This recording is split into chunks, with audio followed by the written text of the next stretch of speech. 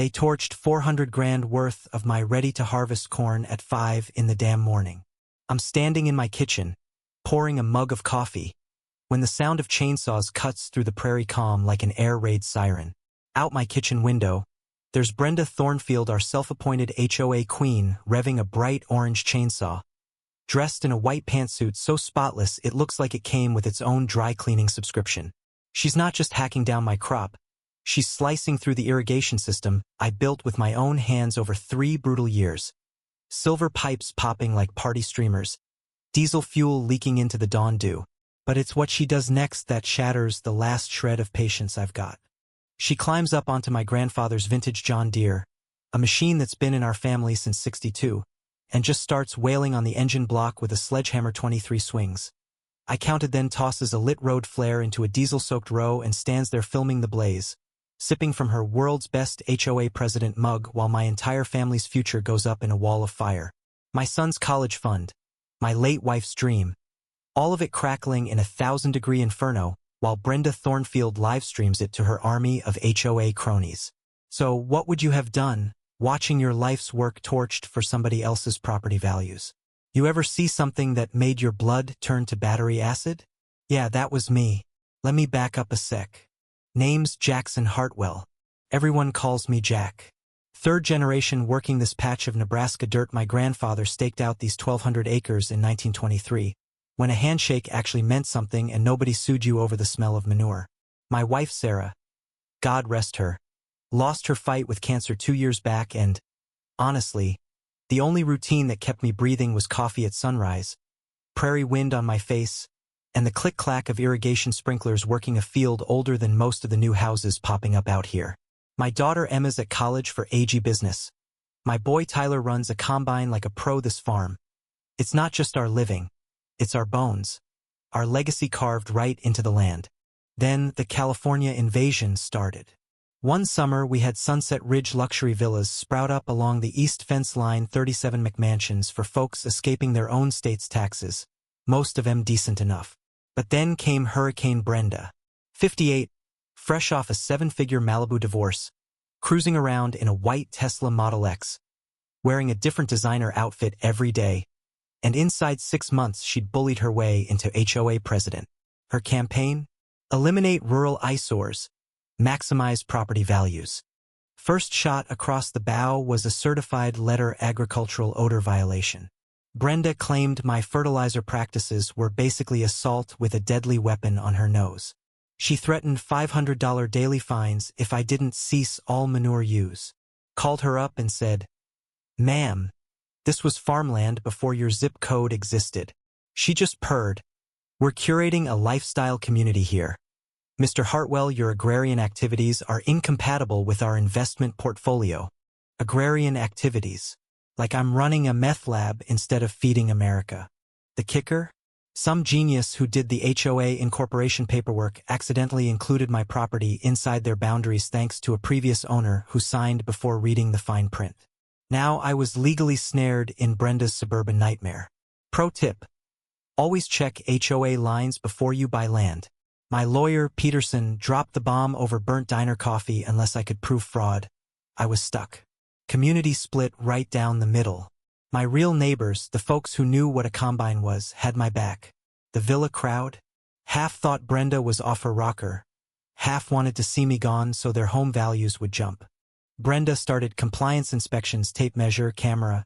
Some guy who looked like he'd rather be shooting weddings marking down corn height, tractor placement, the exact second I fed my dog. I caught her husband Terry at 2 in the morning, tiptoeing through my soybeans with a surveyor's tripod.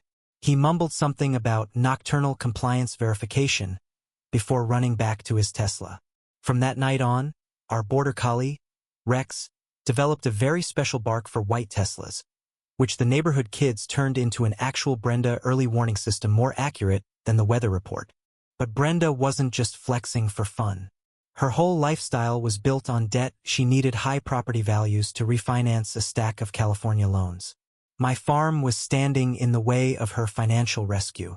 3 weeks after the odor letter, she rolled in with a tape measure and camera crew, announced my corn violated maximum vegetation height, gave me 72 hours to chop it down or pay $1,000 a day.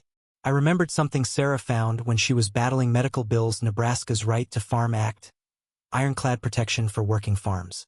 I filed a counter-complaint and, thank God, installed cameras everywhere. Because 3 nights later, a white Tesla crept through my soybeans, lights off, destroying rows of plants before it got stuck in the mud. $3,000 in damages. When I confronted Brenda with the footage, she didn't even blink. Perhaps you should consider growing shorter vegetables. That was her whole response. Her insurance company just laughed. Intentional property damage isn't covered, sir.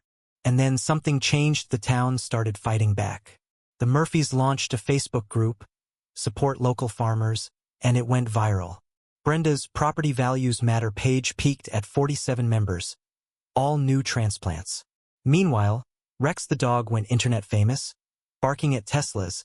The kids built a Rex Alert app, and local stores started selling Farm Defender treats. Rex was outpacing the town weather app in popularity. Turns out, Nebraska law backed up by an old Wisconsin court case says you can't fold an existing farm into a new HOA unless you've got explicit written consent. My grandfather's homestead deed, plus 75 years of corn, gave me legal firepower. But I waited. I knew there were decent folks in those villas who got duped by Brenda's promises. Of course, Brenda's empire started to crack. Her photographer quit after Rex chased him into an irrigation ditch. 2 villa owners jumped ship, and suddenly Brenda called an emergency meeting agenda. Total ban on industrial agricultural equipment. She packed the room with her loyalists, but Martha Kowalski, the hardware store matriarch, stood up with a manila folder like it was nuclear codes. Brenda owes $2.3 million to California creditors. She needs high property values to save her own skin. This ban is about forcing Jack to sell so she can get her cut. You could hear the air leave the room. 2 board members immediately abstained and the ban collapsed. But Brenda doubled down. If you rural peasants want to ruin property values, I'll make sure none of you can afford to stay. She stomped out, but not before hurling a folding chair and calling Peterson a hillbilly lawyer. Next day, I staged a farmers' rally at the courthouse. 200 people. Tractors lined up like tanks, the smell of kettle corn and diesel in the air, news crews everywhere. That's when Detective Rodriguez from the California AG's office tapped my shoulder. He handed me a folder thick with proof that Brenda had embezzled $400,000 from HOA funds, promising investors she could force my land into development for 200% returns. My farm wasn't collateral. My farm was the whole scheme. That night, I realized I didn't just want to win. I wanted to tear down her whole operation. Brenda tried to rezone my property as residential, her last, best shot. She brought in an urban planner from Sacramento who'd never set foot on real dirt, talking about inefficient land use. But Walter Barnes, retired AG agent, countered with jars of soil and a 40-year yield record. And then my cameras caught Brenda giving unauthorized tours of my fields to developers, promising them I'd be gone by Christmas. Here's the twist: in my granddad's original papers, I found senior water rights to Willow Creek, the main source for the whole villa subdivision. Nebraska law is clear: first in time, first in right. My 1923 water claim trumped every modern permit. My lawyer Janet confirmed it. I could shut off every drop tomorrow. Brenda hit back hard, sabotaged my irrigation at 3 a.m., did $18,000 in damage. The community rallied. Murphys donated parts. Volunteers worked all night. GoFundMe shot up to $45,000. The news called it David versus Goliath. I filed for a federal injunction, and Judge Miller, whose grandpa grew wheat, slapped a restraining order on Brenda. Rex started guarding the irrigation crews, got filmed bringing tools, and ended up with his own merch deal. Meanwhile, digging through Sarah's research, I found proof that Brenda's HOA boundaries had been fraudulently altered. Original documents excluded my land, but Brenda's enforcement map showed me inside. Different ink, different signatures, even white-out marks. Sarah had flagged it for potential federal mail fraud. Peterson just about lost his mind. Brenda's in felony territory now. The evidence was overwhelming. Brenda had borrowed $600,000 against a Ponzi scheme of forced land conversions without my farm. It all fell apart. But here's where things turned from crazy to downright dangerous. Brenda, facing prison, torched my equipment shed at 4 a.m., hoping to destroy evidence. Caught her arsonist on camera, clear as day, fleeing back to her Tesla. The state fire marshal called it federal terrorism. Meanwhile, she tried bribing the county prosecutor, not knowing the FBI already had him wired up. I moved my kids and Emma home to Sheriff Bradley's place for safety. The feds swooped and turns out, Brenda's tactics were part of a nationwide pattern. Organized crime, agricultural fraud, fake social media attacks, even a city inspector bribed to condemn my farmhouse hours before the big council meeting. But the community held. Yard signs everywhere, "I stand with Jack," and round-the-clock security organized by the Murphys. And then came the final act. Brenda sent armed security 6 guys in tactical gear to force me off my land at sunrise. But I wasn't budging. My neighbors formed a human barrier. Sheriff Bradley rolled up with state troopers, and live streams of the whole standoff exploded online.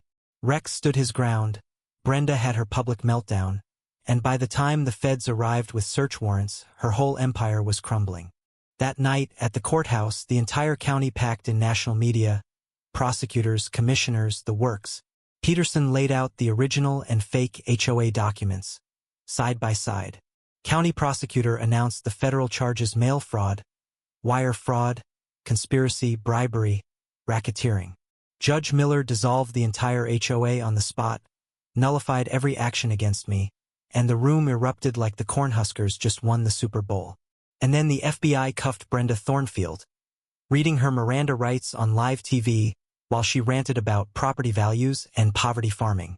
Next morning, I opened the old dam gates, sent 10 million gallons of creek water roaring through the villa site, flooding the unfinished development into a swamp. Within days, beavers and herons came back. The whole area turned into a wildlife sanctuary.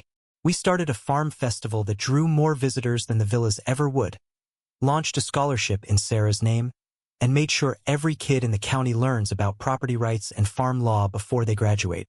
Brenda's villa sold for pennies at auction. I bought it, leveled it, planted wildflowers where McMansions were supposed to stand. Federal prosecutors rolled out charges in a dozen states, using my case as precedent. Emma finished AG law school, Tyler's now running solar panels out on the North 40, and I married Martha Kowalski with Rex as ring bearer. He's a local celebrity, 500,000 followers, a book deal, the works. This is what I know. Bullies count on good people staying quiet, but rural heritage is worth every damn sleepless night. My wife's research, my granddad's water rights, and a community that refuses to roll over. That's what saved our land. Not just from Brenda, but from every suit who thinks a farm is just a development waiting to happen.